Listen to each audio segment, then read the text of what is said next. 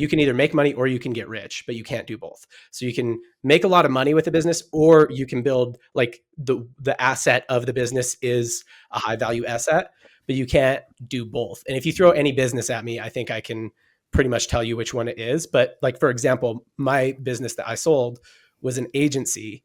And I think an agency is the kind of business where you can make a lot of money starting an agency, but it's not really like, you don't get high multiples. You don't build a ton of wealth doing that. So you have to take that money and build wealth elsewhere. Welcome back to the Checkout, the podcast where we gathered a group of people that we would start a company with if we could start a company with anybody. And since everybody's busy, we just decided to start a podcast instead. We're a co-host down this week, but that's okay. When you're talking about this topic, I actually think also just like long-term brand, like what's the goal? Like, is this a brand that you can see being forever and like holding category space forever? Or is it like a short-term thing? Or even like, is the goal to like sell it to someone else? Like, is that like, I don't know what the term, I struggle with like what rich means, or like, I think wealth is like a better kind of term for it, of like, how much money do you need to be like wealthy? So like, that's kind of what I struggle with. I think what I'm delineating here is that there are businesses that can make you a very, very good monthly income.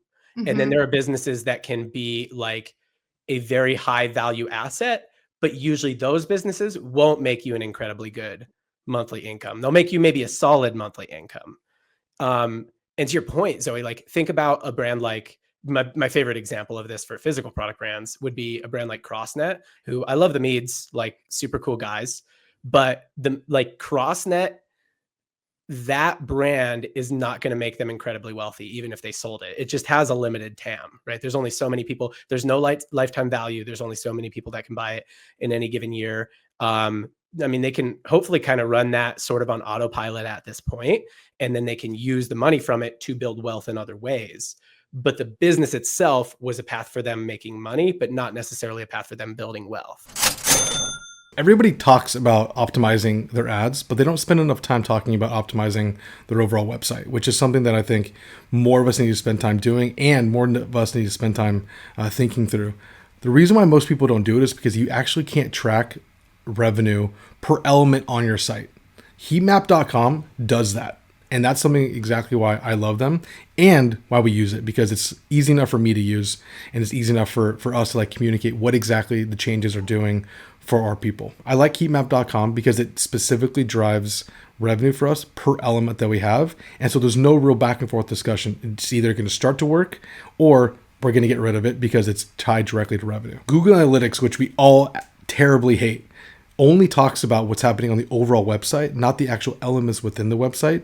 At the end of the day, the only valuable data point that we can gather are the ones that drive revenue. And if you aren't able to track that or update that, you're really wasting your time, which is why we use Heatmap, because we're able to track that specific data and know what optimizations we need to do next. Head on over to heatmap.com, give it a 14-day free trial.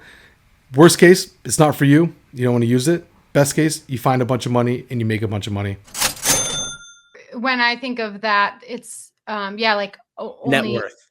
Yeah, everyone only needs one CrossNet, right? But if they were to expand different like games and become like the games that everyone wants, then that could be a wealth building asset. If it's just one product that it's like not, you're not consuming it, so you don't need to get it again. And that is what they're doing, by the way. They launched a company called Good Sport, where they launch other backyard games. But with that, then you have to invest more money. You have to probably bring in more team. Like then you're building out the infrastructure for a business where you're not going to be ripping off super high personal income. You're going to take kind of a normal income, but the business itself could become a high value asset. Does that make sense? I think you could apply this to SaaS. Apply this to SaaS. You can apply this to agencies, physical product brands. I can think of very few exceptions. One of which is sitting here with us, I think. The hats. Well, also so I see it with trends. Like if something's just a trend, that's like fast money. And like a lot of people who do that and they know that, And so they'll hop on a trend, they'll make a pretty penny, but it is kind of like, oh, well, I know this will phase out. And like, what am I going to do next? And there is a difference. Do you guys remember when when fidget spinners were like a massive thing? Yeah. Who made fidget spinners big? Do you guys remember who that was? I worked for I worked with ASI, which is like the biggest promotional products company or portal there is. And at the time I was a Strideline, so we were making custom socks for clients. But we at one point met the guy that met fidget spinners, but fidget spinners had so he jumped in because they were getting big in Japan or something like that. And he's like, I'm bringing them to America. I'm just gonna go just dead first into fidget spinners, and made millions and millions and millions, and then got out of it, right? Yeah. So that's like a trend opportunity thing. But I mean, he killed it. He's probably fine off fidget spinners to this day. And now you have a podcast with him, and his name is Nick Shackelford. Did you know that was his first win? Was it? Yeah. Well, not maybe his first win, but his first real big win was that him and his partner launched a company called Fidgetly, and they sold millions of dollars of fidget spinners direct to consumer. And then they ended up selling to, I want to say Best Buy. And I mean, he's got a ton of lessons from this. It cost him a bunch of money. They kind of barely broke out. They barely got out of it ahead because they were young and made a bunch of mistakes. It was their first really big outsized win. But had they been more experienced, they probably would have gotten a lot of money out of that. But yeah, that was Nick. I think is responsible for making fidget spinners popular here, because he was the one that really hit the social media blitz hard. That was so funny. He's like, do you remember fidget spinners? I'm like, yeah, that's like, who made it? We're like, that's why we're all here. Bart's not catching along, and John and I are like, does he know what's going on? No clue. I texted Nick just for because I don't know if he's super super busy, so I'm like, can I FaceTime you really quick? I just want 2 seconds of I am the fidget spinner guy, Bart. Yeah. I told him, because I know he's really busy at this time of day or this time of week. We're trying to work around his schedule, but I told him if he has gaps in calls, he can just jump on and we'll let him in. But yeah, no, that was Nick's thing. So have you ever though talked to somebody who they hit a trend, maybe their product really hits, but they don't actually know it's a trend? So there's 2 brands that I've been working with for the past year that hit really hard on TikTok, organically, and then Instagram, and it's their product's done really well, and it's not a mass trend that you guys would know about, but I'm like, well, you're gonna get knocked off. The cycle of a product that makes you a bunch of money is that it kind of always dies down, and so many competitors come out after you and stuff like that. And so, but sometimes they don't know, especially it's kind of their first time, if it's their first time getting a really big win, which is a tough lesson. Yeah. You guys got to talk, remember? I'm still trying to process that Shaq was involved in fidget spinners. Anyway, though, I think that maybe we'll have next time Shaq can get on, we'll have Shaq tell the story. I think that would be a good I think he needs to tell a story again, because it's phasing out. People are forgetting. Bart knew Shaq or completely unaware. Yeah. So we need to hear Shaq's story. Yep. So I think I wanted to hit this because I think it's an awareness thing. I think that what I'm really trying to say here, if I'm trying to give some value or impart some value, is that you should understand, if you're an entrepreneur or if you're an employee at a business or whatever, which kind of business it is. So if it is, for example, a software company, then that's the type of business that builds wealth, but it doesn't really rip off the founders a great income, at least not for a long period. It doesn't give them a great monthly income until it's already built their wealth, if that makes sense. So, if you want to be a co-founder at, one of our sponsors, Heatmap or Marpipe, or if you're a co-founder at Heatmap or Marpipe, or even something like Triple Whale or whatever, you're probably not going to have a crazy income for a long time, but your net worth will grow as the business grows. So you don't necessarily that income just has to sustain you. And then a lot of your net worth and wealth and nest egg can be tied up in the business, if that makes sense. Whereas if you're starting an agency, probably like what you have, Zoe, like that thing should be spinning off pretty nice paychecks for the key stakeholders, because you have to make enough money to both support yourself and to be able to like invest into kind of your long-term assets. Nick Shackelford.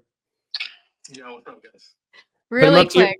Put him up to your mic so he can hear, so he can speak. Bart just asked us if we remembered fidget spinners, and then he proceeded to tell us about how fidget spinners were a trendy product and how he knew somebody involved with them. He had no idea. There are people out there in the world now who have no idea that you were the fidget spinner guy. I cannot believe. Well, it just shows how ignorant and new Bart is to the space. Whoa. It really proves the depth of knowledge that man has. So it's nothing that doesn't surprise me. Yeah. Well, real quick, maybe we do this on a full episode sometimes. But the core concept we're talking about is like there are businesses that are like money grabs, and then there are businesses that are like wealth building. Like fidget spinners was obviously a money grab. Did you guys come out like? How did you come out of that? We did. I think we came out with like a couple 100,000. Like I think it was. That story is still fucking insane. But what that did, that story basically put. I think I really have a. One, it gave me an addiction to fidget toys, which I have hundreds and hundreds around the house, all over the place. Like I literally buy them and give them away. Two, it allowed me to like actually have something really, really core to talk about. And sure, like I literally play with this fidget every single day. It sits in my pocket. Mm-hmm. And it is a wild story. We ended up getting bought by a guy named Justin Kiefer, who tried to make a smart connected fidget toy and make games around it, and it did not work for obvious reasons. Yeah. No, I think that like, and just to be clear, your partner at the time, Jake. Thanks, Nick. Yeah, love you guys. Bye. Love your brother. Please. Oh, love you. There we go, dude. Appearance from co-host Nick Shackelford on the pod, on his own podcast. Well, so, and like they came out maybe a couple 100,000 ahead. They probably could have done a lot better if it wasn't their first one. I'll let him tell the story, but they probably could have done a lot better if it wasn't like their first time doing something like that. They would have known how to like control costs and QA things better and stuff like that. But like, I just want to emphasize that his partner, Jake, was maybe 22 at the time. So being a couple $100,000 in the bank, like in net worth, like that's not a nest egg, but that creates, so that's a money grab business that creates, that gives you, now you have to take that and you got to do something else with it to create wealth. Does that make sense? So I think that's what I'm really saying here is like, there's businesses that create wealth and like build your sort of net worth in the business. And then there's business that are money that are, should be heavy cash businesses, and you should make a big income because you have to take that money and build your wealth elsewhere. I have another one. Hopefully Shaq didn't start this too, but one of my buddies, completely like under the radar business, and I didn't even know. Once again, I didn't know he was involved, but nobody tells me shit apparently. But he started this thing called Politicals, and it was when Hillary was going against Trump in the election, and you could put these little targets in your toilet to pee on, and if you hit them, this is for men mainly. If you hit them, they would say some funny shit, and they were clearing like 400,000 a month or something in revenue just selling these things on Amazon. But once again, money grab opportunity. In that 2016, hilarious business though. In that 2016 election, there was a ton of like, there was like Trump toilet brushes. Like so there was weird. There's a ton of drop shipping stuff like that because it was the heyday of drop shipping too. The one that like is like such a weird like object to sell is the Obama chia pet. Like that like lives rent free in my head. Like sometimes like the Obama chia pet just like pops up in my head. I'm like, hey, Obama chia pet. Like Obama chia pet is Zoe's Roman Empire. It really is. Like why? But I was gonna say I have lived this whole like when I used to always hear people say like multiple streams of income is like the key to wealth, and you're like, okay, cool, like whatever that means. But I like it's nearly unfair like how much easier it is to make more money when you have money. Like it it's so, I mean, it makes sense, but like I have had to like struggle through so much to just like get a little bit of money that now It's I'm a like, baseline. sometimes I'm like annoyed with myself and I like feel like my like younger self would be like, one, so proud, but like also just probably look at me and be like, that is so unfair. You know, like Mhm. it's kind of like the when we were talking about like the Poppy vending machine thing where it's like you can afford to buy those things, why do you get them for free kind of thing, Yeah. like that of Right. like, but like I don't know if I told this story on the podcast yet, but like to pay for my phone bill I was donating plasma to get $40, you know. And so like now that I have like a little bit of money and like you put it different places, it is like that's wealth of like, you know, I Mhm. put my cars on Turo and like I'm like I can take the money. And what you're saying about the agency, actually, the agency is really low for me right now, just more so because like figuring out people don't want to pay for CX, you know? Yeah. And so like really like mostly the agency is just paying people's base salaries. There's not much money staying in the bank because it's like Yeah. we're still trying to figure that out to like get people to believe in CX and stuff. Yeah. So like for me, the agency doesn't make a ton of like money, but like with the money that it does take and like what I do with my time, I get creative to like, you know, pay my own salary so that I can put the money back into the agency. And like it will create wealth over Yeah. time. Well, a couple things on what you said, a bit on what you said, and this is where maybe I could get into like this could be valuable for people listening, I suppose, if they think that anything we have to say is valuable. Is number one, I do think an agency ultimately it is the sort of like former business model, right? Like it's the make Mhm. business model. It's not, you don't get really high multiples. There's not a huge, you know, sort of like wealth building aspect. Now, that's not always the case. Like something like a CX agency could have a really huge network effect sort of advantage moat that like ultimately does make it a really high value asset. Or something like that, right? So there's different kinds of agencies where, yeah, the money is in the asset, but for the most part, any kind of service business is designed to be a money making business, not necessarily like a vehicle to wealth. And you have to Mhm. do different stuff with the money to build wealth. Yeah. And secondly, I think the thing that I've thought about lately is when you're like younger, when you're in your 20s, especially early 20s, like before 25, if you're not in athletics or music, so those are two industries where you kind of have to be pretty dang established by the time you hit 27, 28, right? So if you want to be a professional athlete, like you're probably just done by the time, if you're not already a professional athlete by the time you're 27, 28, going to be tough, right? If you're Unless not, you're LeBron. well, but he didn't start at 27 or 28. The teams aren't interested, if that makes sense. Oh, definitely no. Starting at that age. That's what I'm saying is if for a young person, unless you're like wanting to be a professional athlete, if you're wanting to be a professional athlete, you've got to go all in on that until you're probably 27, 28, 30. If you want to be a musician or like you want to be in music, specifically, you want to be a musician, you want to be a star, like you probably have to go all in on that when you're young. You could probably be a country singer like when you're older, but like if you want to be a pop star at all, you have to be established by the time you're 27 to 30, right? If it's not one of those two things, I would say that when you're younger, like focus on financially getting ahead, like get to the point where you're not just like making it every month, but like get ahead. Because what you said, Zoe, is like, oh, once you're ahead and your overheads are low when you're younger, once you're ahead, things are so much easier. Like it's like such a snowball effect. And then the other thing about it is whatever it is you had to do to get ahead, that also creates advantages for you, right? So, you know, like if we ever start making money from this podcast, then like the reason you're here is because of because you're established, right? Like because you're respected in your industry.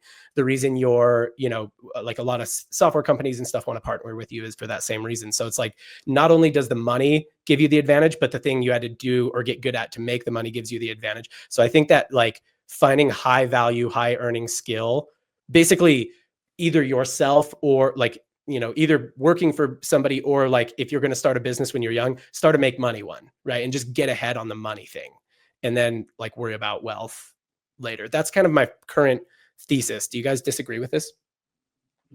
Nope.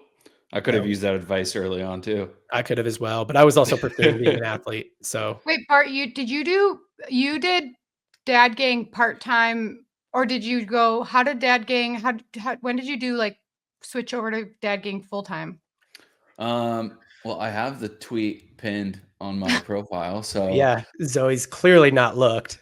gosh, I'm so sorry. May 22nd, 2023 was when I. How long had you been doing it? When did you like launch the first batch? We're not even 3 years into it, so May will be 3 years. Okay. So did you like quit your job and then say, today I'm in Dad Gang? You did. No, you did both for a while. No, yeah, I had 21 to 23, you did both, and then 23 till now. Wait, no, 20 to 22 to 23, you did both. Yeah. Okay, so you did both for a year. Yeah.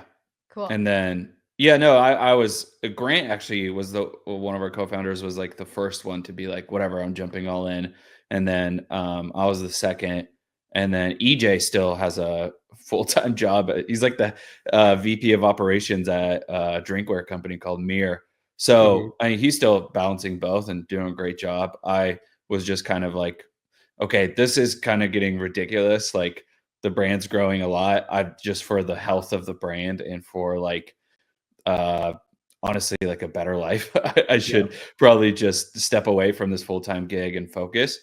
So I still had a safety net. Dad Gang was making enough to pay your salary at that point. Yeah, so I still had like a safety net of, having a full-time job, to the point where it's like, okay, let's do this. I don't think there's ever like a ready point. You have to jump at some point. Like I don't think you'll be set always. So okay, Bart, one of the big things I'm seeing a lot in Facebook ad accounts these days is a lot of spend on product catalogs. And I'm really, really seeing this a ton in apparel and clothing. I'm curious, how much of your budget is going toward catalog? Yeah, we have really good product photography. So a majority of our spend recently has been going to catalog ads. 40, 50, and sometimes 60% is going into catalog ads, DPAs. And yeah, we're seeing a lot of great results from it. Yeah, even just going catalogs to cold audiences. One of the issues, though, of course, with catalogs is that you can't stand out creatively. Like you can't, it's just your product photos.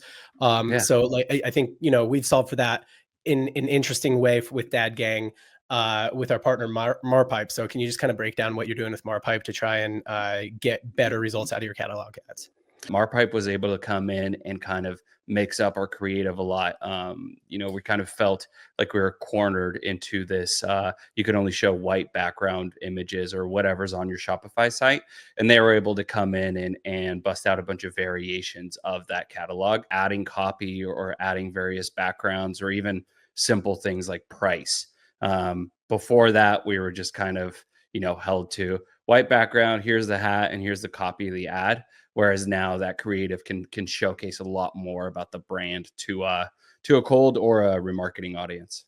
Yeah, cool. So if you're a Facebook advertiser, marketer, founder, anything like that, you're most likely running product catalog ads in your Facebook ad account already. Check out Marpipe if you want to basically just put those product catalog ads on steroids. I think what people don't talk about enough too is sometimes the full-time job is complementary too. So, like for example, my job at Triplewell complementary to this podcast. So if this podcast ever got big enough that I could just jump into it full time, great. But like actually having another job is complementary to this, if that makes sense, right? Whether you're running your own company or you're doing some, working somewhere. So sometimes the job is like, yeah, I could jump full time from the job, but the job is actually like helping me with my business, either with skill set or with network or something like that.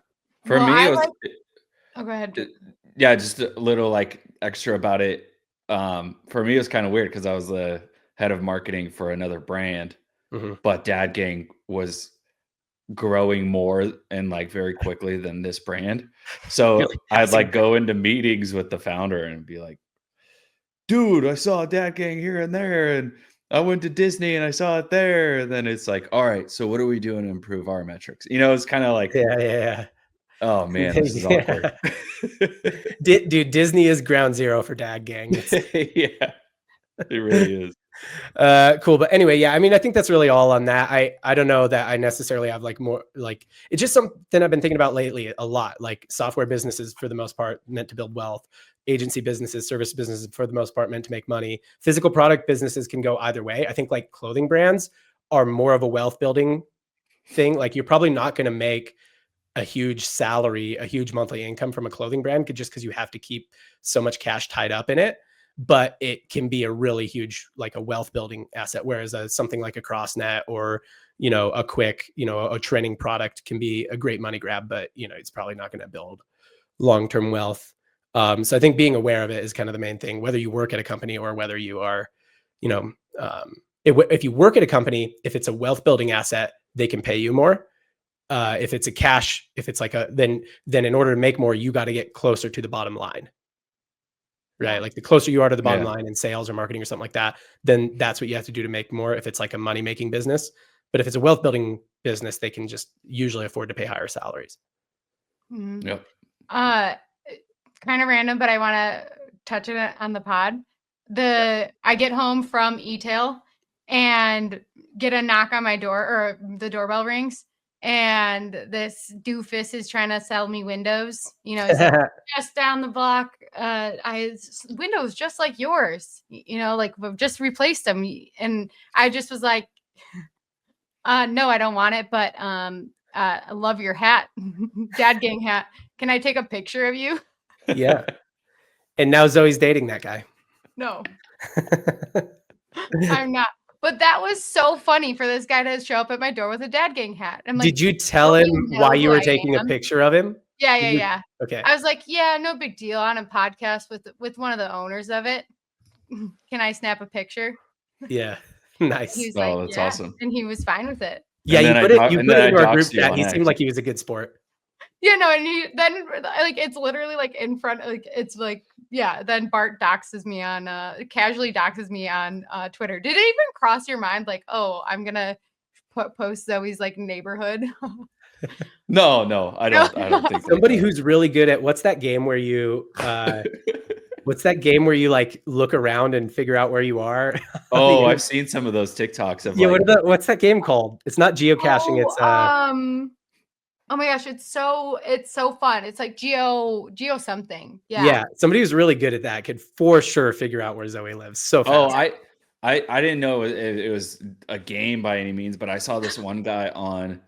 Yeah, it's like a game. Yeah. No, there's a guy on TikTok that like the women will like send him videos. It's usually moms because they're like, trying to, like, don't find me and my family. But they're like, all right, where am I? Try and find me. And there'll be like one little cloud or like antenna element in the video. And this guy just finds them in a matter of like 20 seconds. So yeah, that guy's super good at it. If you ever got a hold of my tweet, then he knows where Zoe lives now.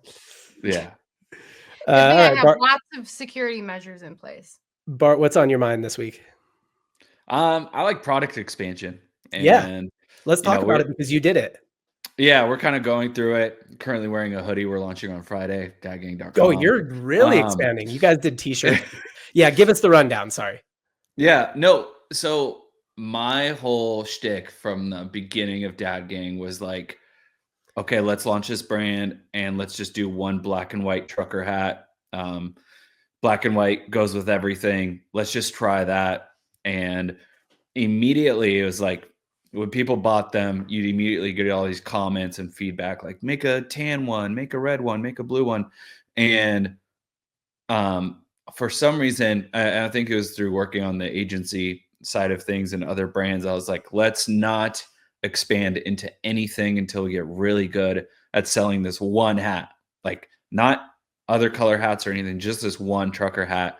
And I think I made jokes like, let's sell 1 million of these first, and then we'll expand into a different color. Was it a joke? I don't know. I think all jokes have a little bit of truth to it. Yeah. Did you guys end up selling 1 million of it before you expanded? No, we haven't sold 1 million hats to date, so that would be a pretty bad move. You're already selling hoodies. You haven't even sold 1 million hats yet. Yo, what are you doing? Go back to that hat. But after selling, thousands and thousands of that trucker hat, It's like, okay, now let's try tan, and now let's try like a cream and red combo, but let's not sell anything outside of hats. I think one, selling hats in e-commerce is kind of nice. It's a Oh my gosh. low weight, small box shipping, good margin, all that kind of stuff. But like one SKU per product. It's Yeah. also its own marketing. Like Mhm. right, it you is wear a everyone who billboard sees on your it. head. Exactly. It's genius. Yeah. This is So why I said I think that Dad Gang, as it stands now, I think product expansion makes it more of a wealth building business. But I think as it stands now, you could actually make it like a decent, it wouldn't be a huge business, but like a decent enterprise value, right. but also a nice cash flow, like could make you a good income. But if you really Yeah. want to make it a big enterprise value, you got to expand product lines. And that makes it so that you have to tie more cash up in the business. Yeah, and I just thought it was a little annoying, like immediately listening to every comment saying like make t-shirts, make Mhm. this, make that. And um we really like to make like really good hats, really high quality stuff. And Mhm. we just didn't really even feel like going to search like amazing blanks for t-shirts or sweatshirts. And so almost 3 years into it now, we're like, okay, we've done this enough for almost 3 years to establish ourselves as a hat company for the most part. I think when people think Dad Gang, they think they make hats. Yep. To the point where now like t-shirts are kind of like this little bonus product.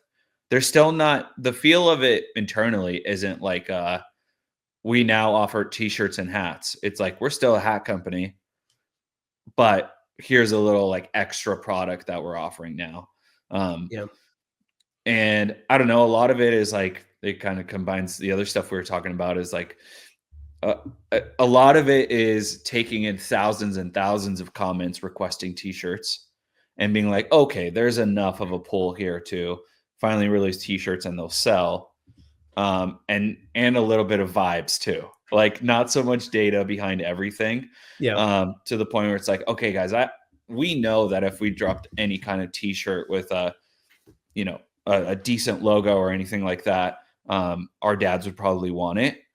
And we should probably ask our private Facebook group what they'd want to see, that kind of stuff. And then just drop it and see what happens rather than like over analyzing colors and logos and sales and stuff. It's like, let's just try it. So it's still, for us, it's just been like, okay, enough time has passed where I think we've established ourselves as a hat company. And now we're going to introduce some t-shirts for fun, see how they do, and then keep going if it keeps working.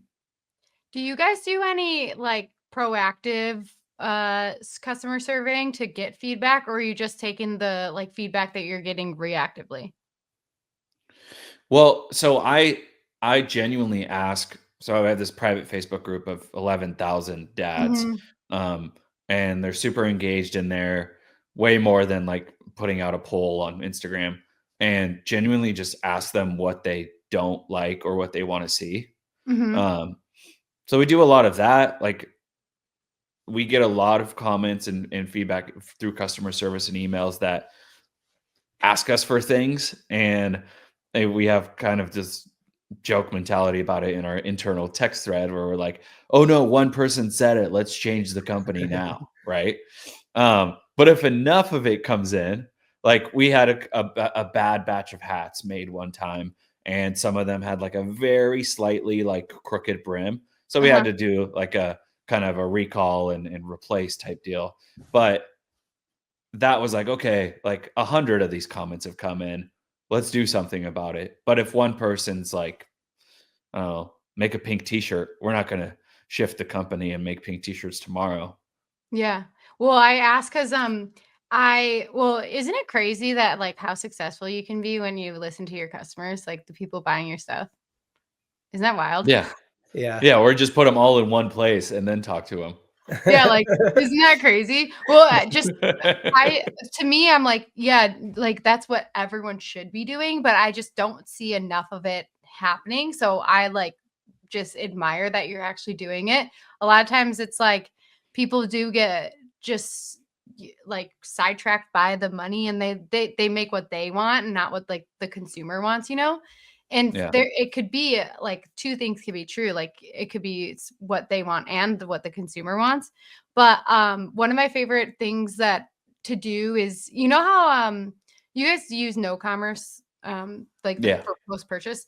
So no commerce, you could also send out survey links and get the same type of like data and charts and stuff to like your email list. And so I like to send it out, and like if we can't decide between like this, that, or the other, or like we do want just like feedback, we just send out this survey to the entire email list and like get their feedback, and then also have like an open like or other, and then they'll fill out whatever their other thing is, and then I'll take all that and I'll put it into ChatGPT and like ask it what the like most common things are.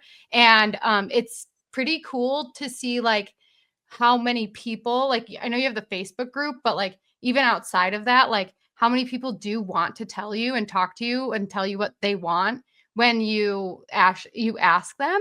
And like probing it is so cool, because you'll see all the comments on social media and more complaints than good. But then when you start to like actually ask them, then they give you feedback, and they will tell you things that like maybe not necessarily like they would go out of their way to tell you, but like even complaints. But then like it's not worth their time to tell you that maybe they don't like that it snaps like this or something, but they'll deal with it. But it would be better if it didn't have that. So like probing and actually asking them, they'll tell you so many things that can improve the brand. And like if you listen to them, then it like they also have like agency in it, where they're like, oh well, I told them that I wanted this, so like I better buy it, kind of thing. Mm-hmm. Oh yeah, I've seen that happen directly, like even accidentally sometimes. Like a customer will be thinking something, and they might drop a comment on a random post or an ad, and then we'll make, let's just call it like a green hat, and then we'll see that person come back later and say, I swear I just told them to do this, a month ago, and they made it. But then that's why we like having the Facebook group, is that we're doing exactly what you're speaking to. Like the brand is Dad Gang designed by dads, and we truly want them to help us design the brand and the product expansion. So we sit there and talk with them. Like we made these flat brim hats that just didn't hit. And so we put them in the group, asked them what they thought. It was such a mixed bag of reactions that we just didn't make them. And I would say it leaned more on like the negative feedback. So we're like, all right, guys, well, thanks for all this input on the flat brims. Like we're going to go back and make them the right way. And then we'll bring them back to you to see if you actually want them on the site. So we're really like, I build in public on Twitter and stuff, but like in this group, this whole group of 11,000 dads is like really helping build Dad Gang. So cool. What, I want to hit on something you said, Zoe, that was like, isn't it crazy what, asking your customers can do? I think a couple things. So do we hear we hear a ton of conflicting advice in like, I don't know, business, corporate, all things, kind of career related. One of the things, and one of the pieces of conflicting advice, one of the most famous quotes from an entrepreneur is, if I had asked people what they wanted, they would have said faster horses. That was Henry Ford, right? And then people say, well, listen to your customers, right? So it's like okay, well, which should have gotten faster, should we have found faster horses? I just want to say, I do think that for the most part, listening to your customers is a great way. And I'm curious, to kind of ask Bart how shirts are going, because I think listening to your customers is a great way to get solid base hits. But the biggest outsized opportunities and wins come from giving people something they didn't know they wanted until they saw it. And it's like, I don't know, have you ever been hungry for something and you don't know what you're hungry for? And then maybe you have like a significant other, you're like, I don't know what I want. And you just like want them to pick. And what you really want is, you're like, I want you to say the thing that I didn't know I wanted, right? I didn't know I wanted. Yeah, it's like every day for dinner. Yeah, exactly. That's every day at dinner for you? Not every day, but that's very common, because you're like, have you ever? And I'm like, yeah, I've done that like 4 times this week. Yeah. Yeah. Yesterday, today. Well, I think there is a lot, like, yeah, you want to show the customers what they don't know that they want. But my stance is more so like, Bart, if you were getting all of this negative feedback, and then but like you ignored it, and you're like, I'm going to come out with the next, I need to make money. So I need to come out with the next thing that'll make me more money. That is more so like, I think that if you have like mass, like you're not listening to your customers who are complaining in mass, like obviously you can't make everyone happy. But like you said, if you hear 100 people complain about something and you just ignore it, but like you're just like moving on to the next thing that like you think that they need and want, that is, I think there needs to be like a good mixture. But like you can't forget that like you sold something to this customer and you want them to be happy and like you want them to come back and get the next thing, but they're not going to do that if they're already upset about the first thing that they bought, like you need to have a good mix, or else like what you're saying in the beginning, it's like, is that a money grab or is it a long-term business? I want to tell you some things that we were learning about the Breeze website that was costing us a bunch of money that we actually didn't know until we installed a heat map. On our product page, we have bullet points that looked like buttons. We had elements that looked like buttons that you actually can't click. And we were finding out that we were literally losing money because the navigation was so unclear that to the thousands of dollars because of the amount of traffic we're spending, we weren't able to find success. And so heatmap.com was able to kind of highlight and tell us exactly where these users were clicking. And we made that immediate change. Then we saw on the heat map that like we had product tiles where people were navigating to kind of add to cart or learn more about the products. It's too far down on the page, but majority of the revenue is starting and driven from those specific tiles. And by us just moving those up the page so it's less of a scroll on mobile, we're able to drive almost 2 times the revenue from the same exact amount of traffic. That again was only coming from heat map. I think that's super powerful because it's able to track specific dollars per element on your website, and no other thing in the world can do this. Not that I know. And so this is why it's easy enough for me to use or our CRO to use. There's no negotiation. There's no back and forth. It's either making us money or it's losing us money. And it's the reason why I'm super thankful for the heat map team to be a part of this crew. And if you want to try it for 14 days, free of charge, worst case, doesn't work for you. Best case, you make a bunch of money, you save a bunch of money. It's a win all around. Hope you guys try it out. I think I think what you're saying is like product expansion when you haven't nailed your current product is ill-advised. So I think we're talking product expansion. When is product expansion advised? I think it's not advised when you haven't nailed your current product. And I think everybody has examples of this where here's a couple really like common examples of this sort of effect. Software companies, when they're kind of like launching new features and like trying to get you upgraded to new, packages and features and stuff. And you're like, dude, could you just fix this thing that I use every day and it never really works right? Or like it's buggy or it's down every other week. Like just fix that. Stop doing all this new feature stuff. Right. So that's a good example. Another good example of this that's not exactly business related, but is a common like, just get the fundamentals right is this happens with athletes a lot, where not a lot, but like, so we're seeing more of these athletes that have podcasts.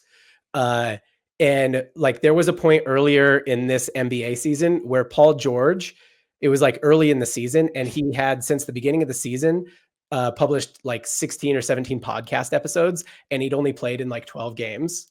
And people were like, brother, like if you're posting more podcast episodes than you are playing in games, like let's get this ratio right direction, dude. So you get that from like athletes too. It's like when things are going well, nobody cares that Travis Kelce's doing his podcast, right? But when things aren't going well, people are like, hey, you gotta like, that's fine if you want to do this podcast. You only really get to do it though if you're doing your other stuff right. This happens to employees. Like you ever have an employee or that you supervise or like, seen somebody at a company where it's like, you see them doing all this stuff on social media, but like, they're not doing their job very well. You're like, dude, I think like, I don't know if I just don't know if you're working, you know what I mean? So I think that is the effect of like when brands are launching new products. So I think that's your comp to just like regular real life. When a brand is saying, hey, I'm going to launch a new product, and you're like, you got a lot of complaints about your current product, right? So I think definitely don't expand then. Nail your current product then. What, Bart, do you think is, so I think in fashion, in clothing, I think expansion, the biggest clothing brands have high LTVs, and it's not high LTVs because they have products to cross sell, right? So we have t-shirts and you can also buy jeans. It's because they drop product regularly so that 20 or 30% of their customers that are really loyal can buy from them all the time. It's not just that like everybody has the opportunity to make a second purchase. It's that your top kind of 20% of customers can buy from you regularly. And that's really how all clothing brands sort of grow and get to high levels. You could continue to do that with just hats, I suppose, but you guys decided to expand into another category. I guess I'm asking two things. One is like, how is it going? I guess let's start here. How is it going? Like, how did you expect it to go? Does somebody have a landline telephone? It's a landline, yeah. Is that a landline that just rang? No, I don't know why that's my ringer. It's just oldest guy on the pod. Just let it go. Jeez. Your grandma's calling. Or you need All right. Question was, how are t-shirts going? Yeah, how are t-shirts going so far? How did you expect it to go? How is it going? I expected it to go great because it was a fresh product that, like we've just been discussing, a lot of people had been asking for, and it is. It's a product that sells through fairly quickly for us. It still doesn't sell, like if you were to compare it to like a hat launch, it doesn't compare to a hat launch. But what we're doing with our t-shirts right now is we're trying to drop a new t-shirt or sweatshirt or top every Friday. So we don't have the capabilities at the moment to drop a new hat every week. There's a lot of dev that goes into manufacturing hats and sampling, but we can make new t-shirts like pretty much all the time now. So it's been going well as far as introducing new products, getting customer feedback and like asking them what they want to see and then just doing it. And then having something to talk about. Like I think as marketers, sometimes we'll sit back and be like, damn, I want to send an email, but what am I going to email about? Right. Am I just going to make up another like highlight of our best products or today's hat of the day? Like it actually, new stuff gives you a lot more to talk about. So, and it gives you a lot more to make content around. So it's been fun, like not just from a sales perspective, but being able to like make t-shirt content now and have a new topic to discuss, and keep our groups like super excited about the next tee that's launching. So yeah, like they sell well. That's awesome. But I also like the like brand element of like new discussions for us. You have a shirt that says it's so like, it's such a good quote and just like also kind of sad, but like it just very on brand is the you only have 18 summers. Yeah. Or is that what it is? And it's like, that is who thought of that? I feel like I'm always like, who thought of that? And it's like Bart's like me. Yeah, it's kind of a phrase that gets thrown around though, right? Oh, is yeah, it? No, I'm not a mom, so I don't know. I've seen the phrase, or somebody said it in like an emo video on Instagram, and I liked it, and I was like, we should put that on a hat. But it's a long phrase for pretty long to put on a hat. Yeah. And that's the other thing about t-shirts is like we get way more canvas. And so so EJ tinkered with it. He's our head of ops, co-founder, and he's also a great designer. So he tinkered with some fonts. And yeah, turn it into like a great layout on the back of a shirt. But yeah, that your feedback on it is exactly what we've gotten. Everybody's like, I love this shirt, but it also makes me so sad because you realize like, okay, I need to pour in more time, because if it is only 18 summers, then yeah, it's it's like more than a t-shirt. Like it's like it provokes emotion. Like it's cool. Right.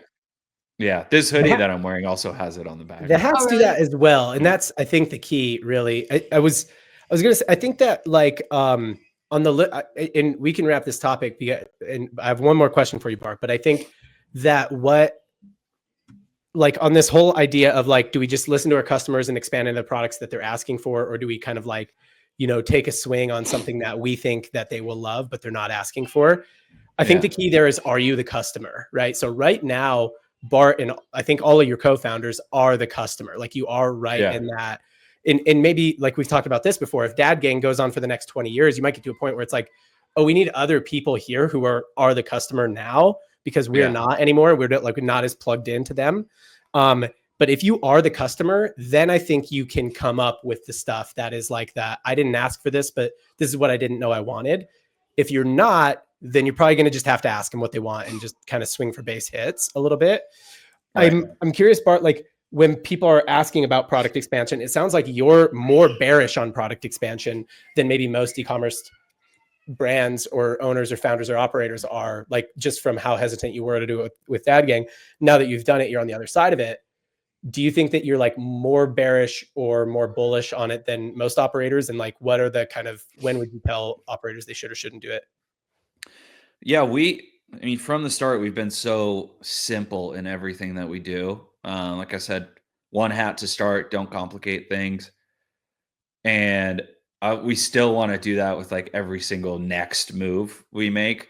So whether it's adding like something to the marketing tech stack or adding something to the website or a new plugin, like an app, we just want to make sure it's simple. So like if introducing a t-shirt is going to throw things off a lot and make things a lot more complicated for Dad Gang, then we just won't do it. Like that opportunity of launching a t-shirt isn't, I always, this book always comes back to me, but it's The Subtle Art of Not Giving a Fuck. And it's like the next decision you're going to make is going to have its series of consequences. So can we look at that next decision and then the things that follow it before we just make the next decision is kind of the point. So, all right, we want to make t-shirts. Let's make t-shirts. And if we do that without thinking what follows, we could like find ourselves in some trouble, like printing costs, blank costs, time to make, shipping pack. Like, how do you ship a t-shirt compared to a hat? What if somebody orders a t-shirt and a hat? Like all these other complexities fall into it. If we can figure those out like pretty simply and not complicate things, then we'll do it. If it's going to like really complicate the business, then we'll just stay away from it. That's kind of how I see things. I think that I'm going to try and summarize this. I think that what you're saying is the best, probably a good time to, when I would advise brands to product expand is when they don't really need to product expand. And when I would advise brands not to product expand is when they think they need to product expand. Right. Yeah. So this is what I just wrote down while you were talking.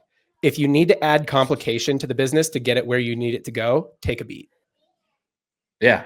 Right. Like if you're saying, oh, in order for us to get this business where we want it to go or where we need it to go, or in order for us to get this business to work, we need to add these levels of complication to the business. It's like, I don't know if what you have, like you might just have another problem. You know what I mean? Like, why doesn't your business work in its current state? If you're having to add layers of complication, like take a beat and ask yourself kind of what you're doing, I think is my and adding new things for growth out of necessity doesn't seem like a good play either. It's like, that's what I mean. Man, like if you were sitting around whatever you're selling and you're saying, oh, the brand's not growing, let's make something new to add more revenue. I don't know. You should probably take 2 steps back and get better at selling the thing you have. Yeah. Yeah. I like it. That's a good place for, that's a good, I think that's a good bow on that. Zoe, what do you got? Well, did you? So good. Sorry. Did you have something to say? I was just gonna more so just to wrap it up. It's like, it's very responsible to do that way. Cause I see everyone like, and that's actually what I'm like cleaning up all day is like making moves before, like, that's the reason why I have an agency. If people make too many moves without really understanding all the consequences of those moves. And like, I'm like retroactively being like, well, this decision that the business made broke all of these things. And so now we have to go back and fix them all. And like, it is so much more responsible to just like think about how everything works together and what the consequences are of the decision. So yeah, I think it's very responsible. You're probably better off getting better at selling your current stuff if you're needing to expand to grow. Yeah, I like it. Cool. Zoe, what else? What else on your mind? This one is funny that I'm gonna say it so that we could take it off the list because okay, so we have this group chat that we put in just like random shit to like talk about. Yeah. But sometimes I send things in there just because like I think you guys are my friends and I want you to laugh at something. And so something got added to the list that like that you didn't mean to be added to the list. Yeah, I just wanted you guys. All right, well, we don't have to talk about that if you don't want. No, it's just funny that it was like here. I'm like, oh, you guys, I didn't think that like I thought you guys just like would enjoy seeing this little video. No, I am your friend, Zoe. You can just send me stuff. Yeah, It doesn't have to be for the pod. I don't know what's for the pod. I put it in the Have doc. you guys seen this creator though? She like is just always annoying her husband. You can pull it up. It's people buy random. Yeah, I'll get it. I'll get it. Yeah. Yeah, but explain it while I'm doing that. She's Talk about- another one that's like not similar to Veronica, but like just like stupid humor that like I could go and watch all of her videos and just like laugh and have a better day. Yeah. She's hilarious. Here, I'm gonna restart. I'm gonna Wait, we restart can't this hear video. it on our end, I know. don't I'm think. gonna hit refresh on this video though. Huh? Come. Oh, you bought Tupperware for your belts. How much was it? 25? 25? This is your just discretionary fun budget that you just buy crap to irritate me? You've contained them like a zoo now. People have to pay admission to go look at these stupid belts. I found it on somebody else's page. and I You found it. you found someone using this and you said, I need one too. Weird, doomed. Why are you holding it like that? Like it's gonna run away. Like Because it's some I'm afraid you're animal. gonna knock I'm it gonna go over. come. Let's see how secure it is. I'm gonna kick that bloody belt holder. Let's see what happens. Yeah, you're wondering what the commotion is? Huh? Come, let me show you. Look what your mother bought. All the fancy belts are here, and all the common belts are here. What was wrong with us, ma'am? Why couldn't they hang with us, ma'am? Because they They're didn't too all fancy. fit. Put some cheap belts inside also. I want an equal opportunity belt holder. This is lacking economic diversity in your belt box. You know what that means? It means those belts are privileged belts. They grew up with everything spoon-fed. They came with tissue paper in a big box. These belts, these are humble belts. They didn't come with anything. They probably came attached to some pant for free. They had to earn their way to be a belt. You know that. That's what these are. These are hard-working belts, my dear. Should learn from these belts. Give these belts to my daughter. Oh my god. Close the windows on these stupid purchases. You're not rich. What did you? That's Her name's Sheena Milwani.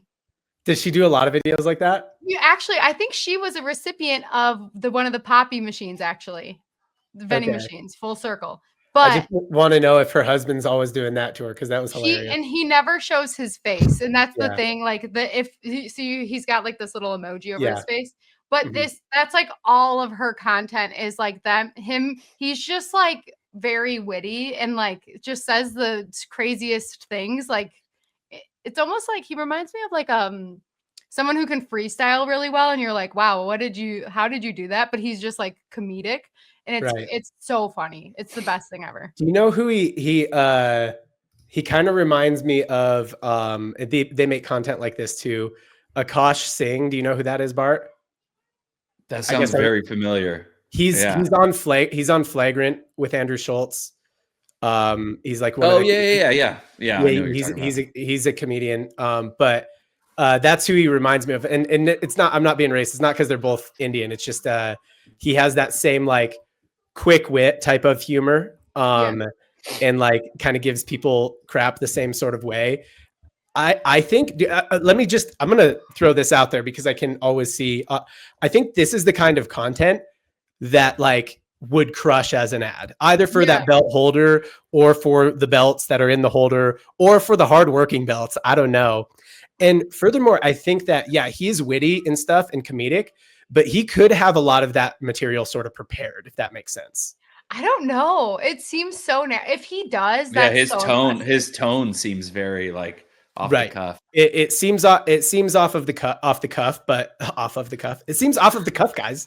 It seems off the cuff, but he at least could have the joke outlines in his head. He could have it in bullet points in his head. Maybe. Yeah. But that is like all the content. But all in all, though, I put this in the group chat just to make you guys laugh. But I'm glad we analyze the shit out of it. We analyze it. So which I'm so happy to.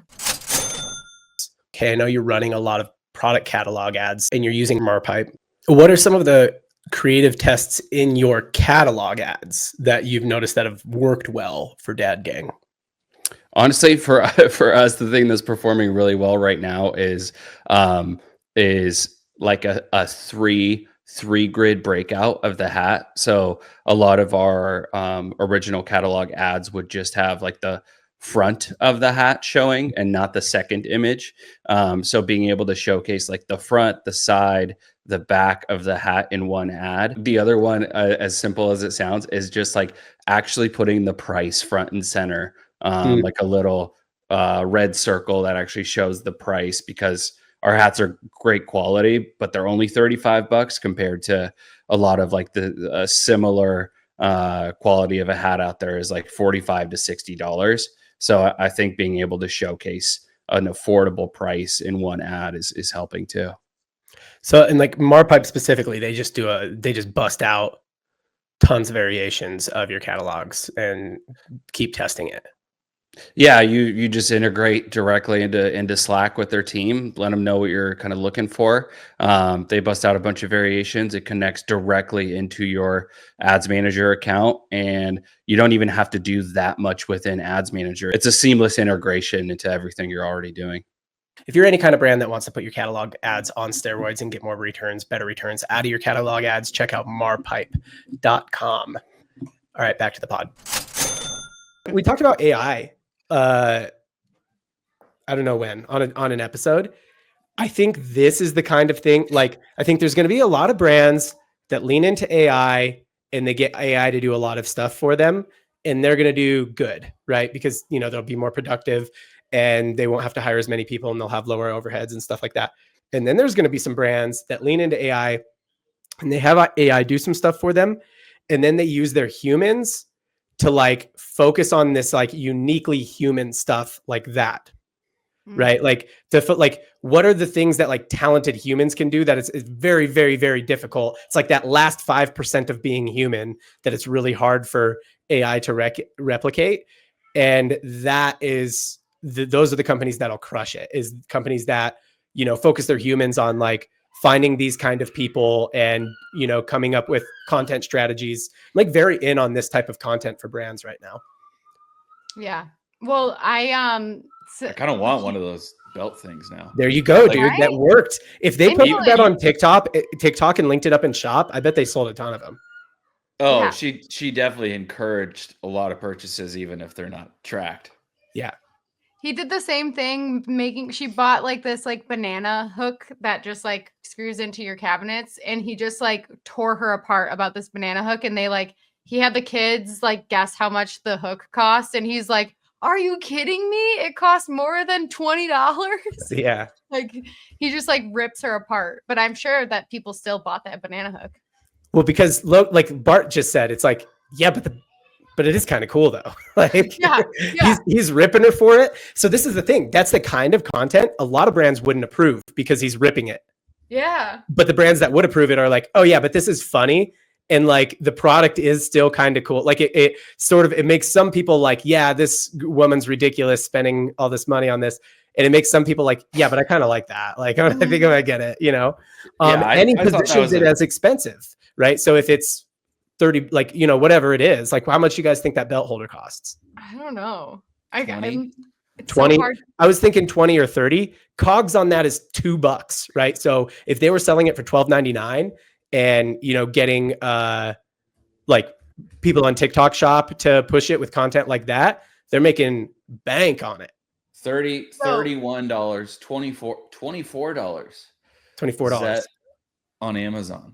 on Amazon. It's going to be the lowest price. I actually hate the belt that's storage. a quick.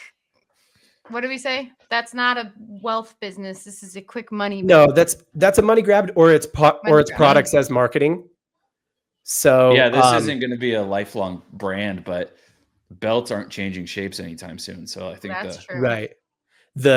Humans are going to be the same shape. I mean, belts get bigger because we keep getting wider, but they're the same shape still generally. Yeah. It's a money grab or it's products as marketing. So products as marketing being like, you know, if you sold like home organizers, home goods, products like that, like closet organizers, stuff like that, this is a great sort of like, okay, we can make really good content around this product that can get it a lot of like free impressions and get people to buy this low end product. And anyone who buys that low end product, we kind of know something about them. That's products as marketing, right? So that's where this could be positioned as well. Jen, pull this link up of the other things they sell. This is just like funny to me because like Bart's like, no, we're only gonna sell one hat, and like we're gonna Oh, master Amazon sellers are crazy. this thing. If you there's like Oh, fish yeah, and bowls and like little like plastic things that I have no idea what they even do. Like it is so the opposite artificial of like fish. Dad King. Yeah. Oh yeah, this is watering down everything you do. Clocks. Well, this It's is like a Bed Bath and gift Beyond boxes. on Amazon. But this is how they're a retailer. If they're mainly an Amazon seller, they're a retailer. So their money is made by just having like a large assortment of products and grabbing the demand, grabbing some of the traffic that's on Amazon for that product. They got ice cream things. I like the fish though. They sell fish. Like, are they what are wallfish? these Like, what do we do with these fish? What can we not just skip over these fish? What are they? That's what I'm saying. Like the Let's belt order holder, some for the pod. Set of 4 Yeah, fake fish, artificial fish models, 11. They're just photo fake fish. one party for each of display, us. photo They're props. soft fidget fish. Oh, yeah, that's true. I could just sit here and like wiggle it on the podcast. Okay, order it for all of us, and then someone has to ship it Right. to Shaq with no context. Dad Yeah, Gang is that's now fine. making fish. There's the belt holder right there. So there you go, Put Bart. a Dad $25. Gang logo on the fish and see how many. Can you put that in the Facebook group and be like, "What do you guys think about this?" And put like a Dad Gang logo on a fish. Should we launch it? That's products as marketing right there. Yeah, we're gonna do a hard skip on that one. But So it's I've got a really good example. Talk amongst yourselves. I have a really good example of products as marketing. Okay, what do you want to talk about, Bart? Oh, we're changing. Now that I told topics you to here talk now? about amongst yourselves, you're just silent. Go ahead. I have no idea how to do that. It's almost like because you told us to, I like can't. You're like, I've got nothing now. And I can't tell if it's like because I'm like don't like being told what to do, or I'm like nervous now. Yeah, it was a sudden interruption in this. Yeah, it flow was of like 3 people. that's what we were doing, and now that you've told us that we were to do it, I don't want to do it anymore. That belt storage thing could also be a fidget spinner holder. Just saying, perfect Yeah. shape. Yeah, That was probably its original function. you think so? And like, what are we going to do with all these fidget spinner holders now that nobody's buying fidget spinners anymore? Put belts in them. Oh, I got an idea. What if we called them belt holders? Dude, this is deep in my saved reels. Sorry, guys. I don't know. We're deep in the pod now, so I guess people are just like ride or die with us. Right or not? You made it this far. I'm very close. Okay, I found it. All right, good. All right, switching. All right, here's products as marketing right here. Oh God, no! So if you sold, You saved this? Why? because I think it's an excellent example of products as marketing. Look at that Wait, one. The also, spikes. how Look at the fitting is spikes. the foreplay button that you have on your Instagram? Yeah. It goes well with the foreplay button.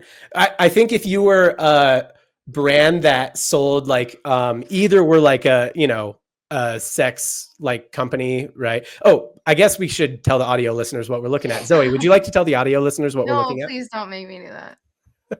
It's a light that is shaped like it has a phallic shape, and when you pull, like there's like a kind of like a skin, like the rubber goes over the light bulb, and when you pull it down, the light turns on, and when you pull the skin up, it looks like foreskin, and it turns the light off.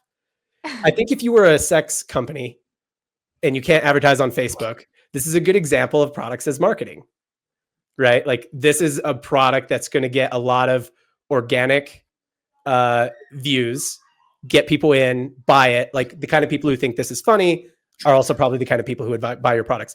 Other way you could go with this is if you're like a home decor company, but I don't know if that's really. I was wondering how long you were going to leave that up on the screen. I mean, that's a little treat for the people who are still with us at an hour, No, please don't make the thumbnail like a picture of me like next to that product. Like, Yeah, like I can't believe this.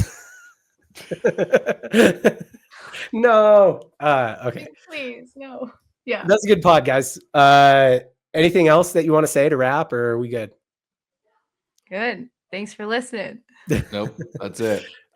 Subscribe, hit the bell, leave us a review, do all the things. We're getting some traction on the pod. It's exciting. I didn't know if people would want to listen to what we had to say. So yeah, please subscribe, join the checkout. We need a name for the next order of business, naming our audience. We need a name for the checkout squad, but join whatever TBD, the checkout crew, by subscribing, and we'll see you next time.